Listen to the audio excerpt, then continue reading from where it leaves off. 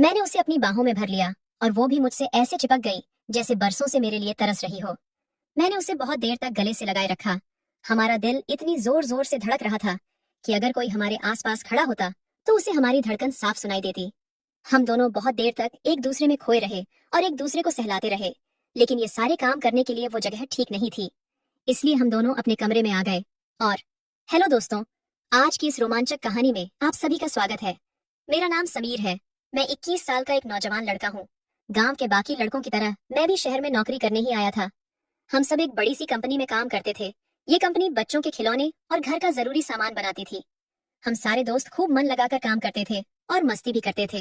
रहने के लिए हमने एक किराए का घर ले लिया था और कंपनी तक आने जाने के लिए कंपनी ने ही हमें एक बस दे दी थी। हमारी जिंदगी बहुत मजे से कट रही थी और जिंदगी में किसी भी चीज की कमी नहीं थी। दोस्तों के साथ टाइम पास भी हो जाता था और काम करने में भी मन लगता था। एक दिन की बात है। पूरे दिन काम करने के बाद हमें पता चला कि कंपनी की बस खराब हो गई है, जिस वजह से नाइट शिफ्ट वाले लोग कंपनी नहीं आ पाएंगे और हम लोग वापस घर नहीं जा पाएंगे। हमारे मैनेजर ने हमसे कहा, अगर तुम लोग नाइट शिफ्ट वालों का भी काम कर लो तो तुम लोगों को डबल पैसे मिलेंगे। मैं दिन भर काम करके पहले से ही थक गया था। मैनेजर की बात सुनकर मेरा मूड और खराब हो गया। मैंने अपने दोस्तों से कहा, यार हम पूरे दिन से काम कर रहे हैं, अब मैं और काम नहीं कर पाऊंगा। मुझे बहुत थकावट हो रही है और नींद भी आ रही है। तब तक मेरा एक दोस्त बोल पड़ा, अरे यार, हमें घर जाकर करना ही क्या है, 2-3 घंटे का काम और रह गया है, उसके बाद तो फिर सोना ही सोना है। और ये काम हम फ्री में थोड़े ही कर रहे हैं, हमें डबल पैसे भी तो मिलेंगे।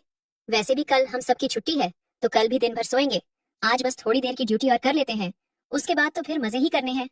उसने अपनी बात खत्म ही कर पाई थी, तब तक मेरा दूसरा दोस्त बोल पड़ा, समीर, हम पूरा दिन काम ही तो करते हैं। अगर आज रात थोड़ा ज्यादा काम कर लेने से थोड़े ज्यादा पैसे मिल जाएंगे तो इसमें बुराई क्या है। और वैसे भी हम इस शहर में पैसे कमाने के लिए ही तो आए हैं। मुझे अपने दोस्तों की बात सही लगी। उनकी बात सुनकर मैं भी नाइट शिफ्ट के लिए तैयार हो गया। नाइट शिफ्ट करने वालों को चाय नाश्ता सब कुछ मिलता था और ज्यादा काम भी नहीं करना पड़ता था।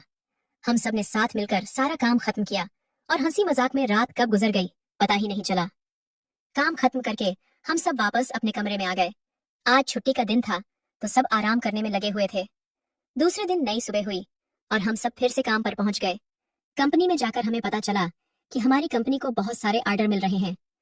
ज्यादा ऑर्डर मिलने की वजह से हमें कंपनी में और भी ज्यादा लोगों की जरूरत थी। धीरे धीरे हमारे मैनेजर ने लड़कियों को भी कम पर लगाना शुरू कर दिया था। पर लड़कियां केवल दिन में ही काम करती थीं, क्योंकि रात में काम करना उनके लिए सुरक्षित नहीं था।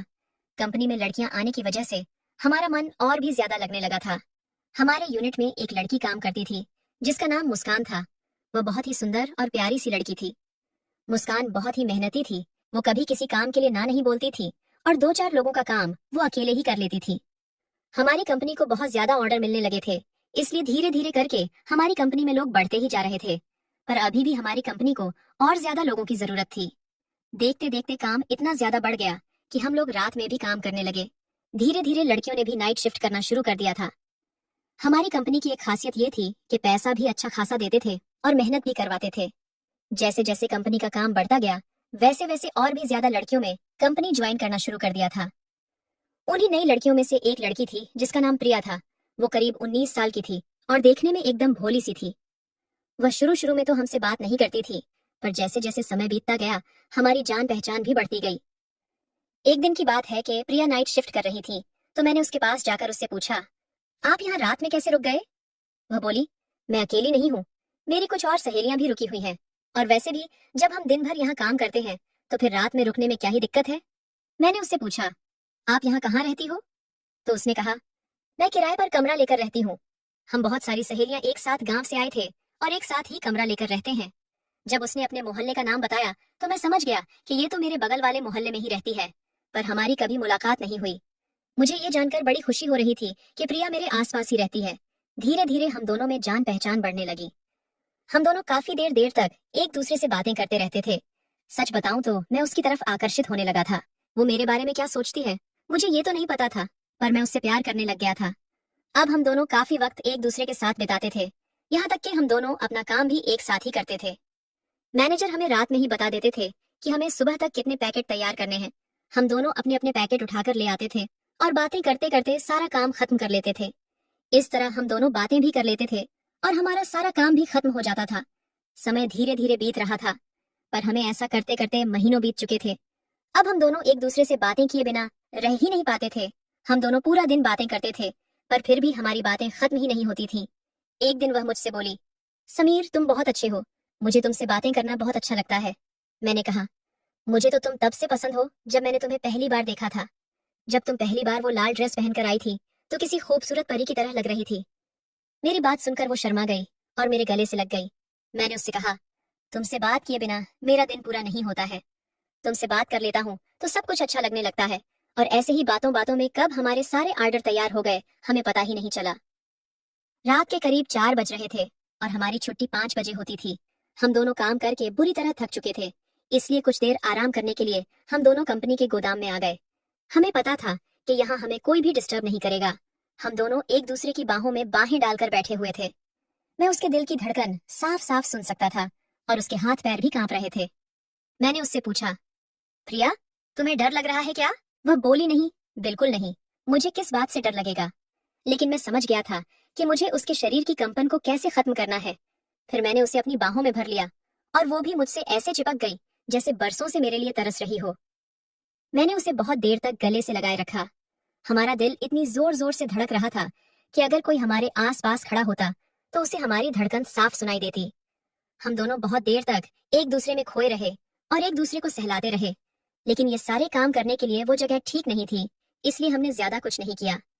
मैं नहीं चाहता था कि उसकी इज्जत पर कोई आंच आए। फिर हम दोनों ने प्लान किया कि हम दोनों कल छुट्टी ले लेंगे। सुबह हुई और हमारी छुट्टी भी हो गई और उसके बाद हम दोनों अपने अपने घर आ गए। प्लानिंग के हिसाब से हम दोनों ने आज के दिन की छुट्टी ले ली थी।